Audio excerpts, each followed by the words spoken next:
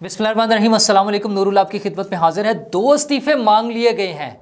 ये किसके इस्तीफ़े हैं और कौन लोग हैं और इन इस्तीफ़ों का मुस्तकबिल की सियासत पर क्या असर होगा। लेकिन इससे भी बड़ी खबर यह है कि वज़ीर आला पंजाब तब्दील हो रहे हैं। नए वज़ीर आला पंजाब कौन होंगे और मौजूदा वज़ीर आला पंजाब मोहसिन नकवी साहब वो कहाँ जाएंगे, ये सारी क्या कहानी है ये तो मैं आपको बताऊंगा ही। लेकिन उससे पहले लंदन चलते हैं जहां पे सियासी गर्मा गर्मी चल रही है। वैसे तो लंदन में गर्मी भी बहुत हो गई है, गोरों के नखरे बड़े होते हैं। 30 टेम्परेचर पे वो बेचारे गिरना शुरू हो जाते हैं, बेहोश हो जाते हैं। पिछले दिनों किंग साहब की एक सेरेमनी थी, परेड, और उसमें कुछ फौजी 3 फौजी गिर कर बेहोश हो गए या बेहोश होकर गिर गए यूँ कह लें, क्योंकि टेम्परेचर 30 तक पहुँच गया था।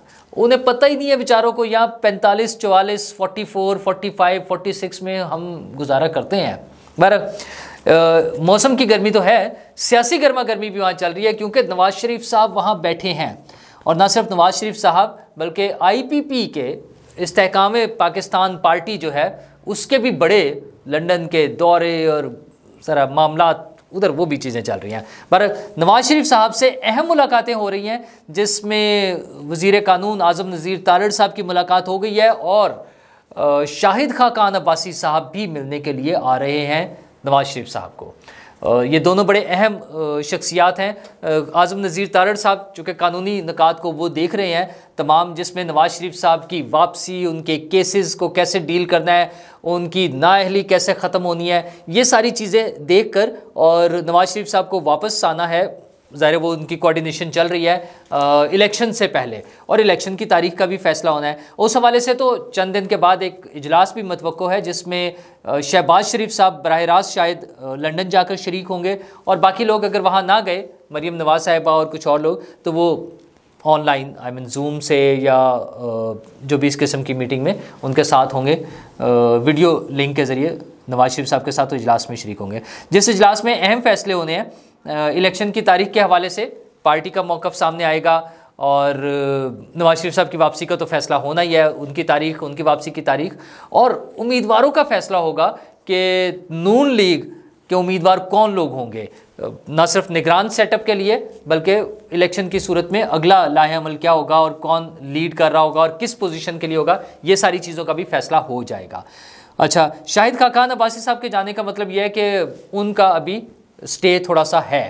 पिछले दिनों जो खबरें आ रही थी, जैसे मिफ्ता इस्माइल साहब को तो उनके ओहदे से फारिग कर दिया गया है। असल में तो शायद वो पार्टी से भी फारिग ही हो जाएं, क्योंकि वो री इमेजिनिंग पाकिस्तान जो बन रही है ना, मुस्तफ़ा नवाज़ खोखर साहब वाली, उसमें भी ज़रा उनका दिल करता है कि एक नई पार्टी में भी जाके देखें। तो ठीक है, पॉलिटिकल सिस्टम है, इसी तरह पार्टियां नई बनती हैं, इसी तरह पुरानी पार्टियों से लोग आते हैं। लेकिन बहरहाल इस तरफ नून लीग थोड़ा सीरियस हो गई है अपनी पॉलिटिकल कैंपेन चलाने के लिए और इलेक्शन की तैयारी के लिए। इसमें ज़रा वो हमारा जो मंशूर होता है पार्टी का, उसके हवाले से भी डिस्कशन होगी कि क्या मंशूर बनाना है, क्या नई पॉलिसी देनी है, क्या कोई बड़ी चीज़ क्या हो सकती है, वो सारी चीज़ें हो रही होंगी।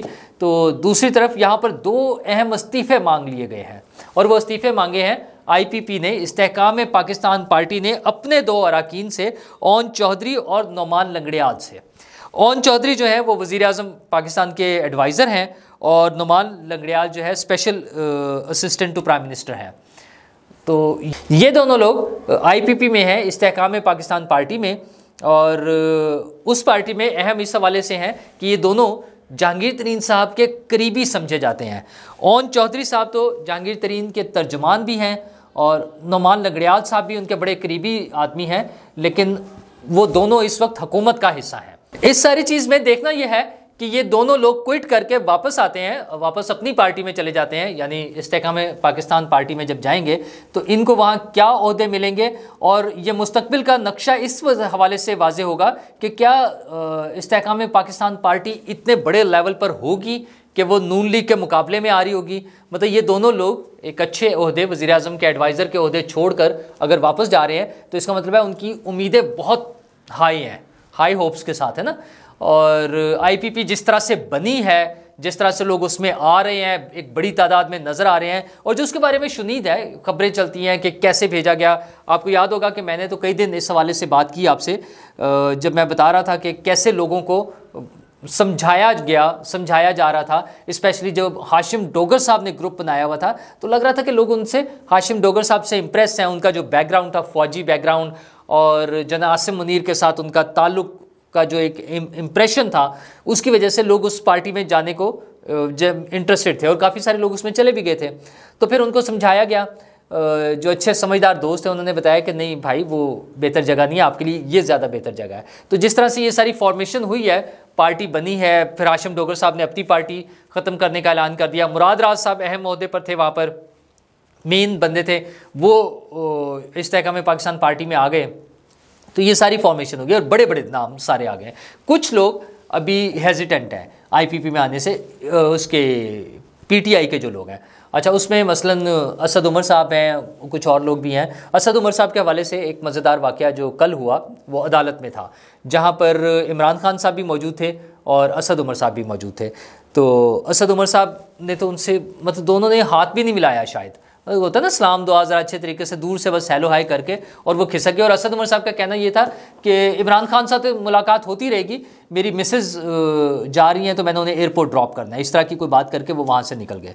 अच्छा, उसी अदालत में एक और बड़ी मज़ेदार बात हुई, इमरान खान साहब को झाड़ पड़ गई। उन्हें तकरीर करने का शौक़ है ना, वैसे तो वीलॉग करने का भी उन्हें बड़ा शौक़ है। तो वो उनके वकील दलाइल दे रहे थे, तो खान साहब खुद भी आकर सामने और उन्होंने बोलना शुरू कर दिया। तो जज ने कहा कि इसको समझाओ कि मुलजिम नहीं बोलते, मुलजिम को कहीं बैठ जाए, वो खामोश हो जाए। तो मुलजिम इमरान खान को खामोश करा दिया गया और वो ज़ाहिर फिर खामोश होना पड़ना था अदालत में। अच्छा, इतनी सी बात होती है, अगर कोई चहीता बना के good to see you, welcome, good luck, अगर वो करेगा तो सर पे चढ़ा लेगा। और अगर जज ये कहेगा कि मुलजिम है, इसको बतौर मुलजिम ट्रीट किया जाएगा और उसको भी बिहेव करना चाहिए एज मुलजिम, अदालत में जो आया है बतौर मुलजिम आया है तो वो उसके मुताबिक बिहेव करे। अगर इस तरह से करेंगे तो हालात थोड़े से उनके मुनासिब से, मतलब वो वापस ना अपनी पोजीशन पर आने की तरफ आ जाएंगे। लेकिन बहरहाल फ़िलहाल उन्हें ज़मानतें भी मिल गई थी, कुछ 17 मुकदमात हैं जिसमें उनकी ज़मानतें हो गई हैं, लेकिन उनकी पेशियाँ भी हैं। 21 तारीख को इमरान खान साहब की पेशी है नैब में, 22 तारीख को उनकी अहलिया मोहतरमा की पेशी है, उन्होंने भी हिफाजती ज़मानत करा ली है कि 22 तारीख को नैब वाले बिठा ही ना लें, लेकिन जिस दिन बिठाना होगा ना वो किसी और केस में बिठा लेंगे। तो डोंट वरी, ये सारी चीज़ें भी हो ही जानी है। अच्छा, मैं कोई इनके हक में नहीं हूँ, मैं इसको कोई सपोर्ट नहीं कर रहा, लेकिन अनफॉर्चुनेटली कह लें कि ये नज़र आ रहा है कि ये सारी चीज़ें होनी है। और क्यों होनी है, कहीं पहले भी इसी तरह होता आया था, इमरान खान साहब के दौर में भी ऐसे हो रहा था, तो आगे भी ऐसा होता रहेगा, तो ये इसी तरह से चलता रहेगा। और मुमकिन है कल को जब कोई नई हुकूमत हो तो जो आज वाले हैं इनके साथ भी ऐसा हो जाए, अगर ये लोग हुकूमत में ना हुए तो। पर ये चीज़ें तो चलती रहेंगी, लेकिन हुकूमतों का भी जोड़ तोड़, बनना गिरना, ये सारी चीज़ें चलती ही रहती हैं। जैसे ही निगरान हुकूमतों की बात शुरू होती है तो नए पेंडोरा बॉक्स खुल जाते हैं। एक तो निगरान हुकूमत जब बननी है, वफाकी निगरान हुकूमत बननी है, पंजाब में और केपी में तो ऑलरेडी निगरान हुकूमतें हैं ही। सिंध के हवाले से कभी भी ज़्यादा शोर नहीं रहता, क्योंकि वो काफ़ी हद तक पीपल्स पार्टी का कंट्रोल है। तो वहाँ पर जो सेटअप बनेगा ज़ाहिर है वो मोस्ट प्रॉब्ली पीपल्स पार्टी की मर्ज़ी ही से बनेगा। ये और बात है कि पंजाब वाला भी पीपल्स पार्टी ही की मर्ज़ी से था। तो मैंने अपने कल रात वाले वीलॉग में आपसे जिक्र किया था कि निगरान वज़ीर आज़म के लिए कुछ नाम जो डिस्कस हो रहे थे वो कौन कौन से हैं। उसमें मोहसिन बेग साहब का सबसे पहले नाम आया, फिर मियाँ आमिर साहब का आया, फिर सुना वो निकल गया, फिर गौहर एजाज साहब का नाम था, और ताज़ा तरीन नाम जो मैंने आपको कल दिया था वज़ीर आज़म के लिए वो था ज़का अशरफ साहब का, कि अगर उन्हें पीसीबी का चेयरमैन ना बनाया गया तो फिर जरदारी साहब उन्हें वज़ीर आज़म बनाना चाहते हैं कि ठीक है फिर उन्हें वज़ीर आज़म बना दें। लेकिन एक और अहम नाम जो मैंने उसी वीलॉग में, कल रात वाले वीलॉग में आपसे जिक्र किया था, वज़ीर आज़म पाकिस्तान के ओहदे के लिए एक अहम नाम है मोहसिन नकवी। मोहसिन नकवी की परफॉर्मेंस ज़बरदस्त है, मतलब जो लोग मॉनिटर कर रहे हैं, जो लोग उसको एनालाइज कर रहे हैं, जो लोग उसको देख रहे हैं, उनके मुताबिक बेस्ट परफॉर्मेंस है उनकी, और वो इतनी ज़बरदस्त है और इतने खुश हैं उससे कि उन्हें वज़ीर आज़म के ओहदे के लिए कंसिडर किया जा रहा है। हाँ, एक कानूनी उसमें इशू है कि अगर वो पंजाब से क्विट करते हैं तो यहाँ पर दोबारा एक नया वज़ीर आला कैसे बनाया जाएगा, लेकिन वो बंदोबस्त हो गया है, नाम सामने आ गया है। एक नया नाम नवाब शहजाद साहब होंगे, वज़ीर आला पंजाब के उम्मीदवार हैं इस वक्त वो। अगर मोहसिन नकवी साहब को वज़ीर आज़म बनाया जाता है तो पंजाब में फिर नवाब शहजाद साहब वज़ीर आला पंजाब होंगे। ये मंजूर वट्टू साहब के दामाद हैं, और इससे पहले भी पीपल्स पार्टी ने इन्हें शायद मेरा ख्याल है उसके लिए टिकट दिया था सेनेट की सीट के लिए, लेकिन वो कामयाब नहीं हो सके थे। बहरहाल बिजनेसमैन हैं और उनका नाम अब सामने आ रहा है, तो गेम काफ़ी हद तक आसिफ जरदारी साहब के हाथ में नज़र आती है। एक तरफ कामयाब कैरियर के साथ चल रहे हैं मोहसिन नकवी साहब, और दूसरी तरफ बैक एंड पे जो कामयाब शख्सियत नज़र आ रही है वो आसिफ जरदारी साहब हैं। उनका जादू कब तक चलेगा, किस किस सीट के लिए चलेगा, ये तो आने वाला वक्त बताएगा। लेकिन अभी तक का सेटअप नज़र ये आ रहा है कि वो अपने कार्ड्स बहुत अच्छे तरीके से खेल रहे हैं। क्या मुस्तकबिल में भी वो अपने कार्ड्स इसी तरह से अच्छे तरीके से खेल सकेंगे? क्या वज़ीर आज़म उन्हीं की मर्ज़ी से अपॉइंट होंगे, निगरान वज़ीर आज़म? और क्या इलेक्शन के बाद वो इस पोजीशन में होंगे, इतनी बड़ी स्ट्रेंथ के साथ होंगे कि वो हुकूमत भी बना सकें? ये सवालात तो आने वाले चंद दिनों में क्लियर होंगे। अभी तक उनकी कामयाबियां देख के लगता है कि शायद वो ज़्यादा बेहतर खेल जाए। सारी चीज़ों के साथ हमें उम्मीद ये रखनी चाहिए कि जो भी कुछ हो वो मेरे लिए, आपके लिए, हम 24-25 करोड़ लोगों के लिए कोई बेहतरी का रास्ता निकले और हमें भी सुख का सांस मिले और हम भी सोचें कि पाकिस्तान खुशहाली की तरफ चल रहा हो, तरक्की की तरफ चल रहा हो, अमन व अमान के साथ रह रहे हों। इतनी सी हमारी ख्वाहिश है। तो ये बड़े बड़े हुक्मरान, बड़े बड़े सियासतदान काश ये हमारी ये ख्वाहिश पूरी कर दें। शुक्रिया।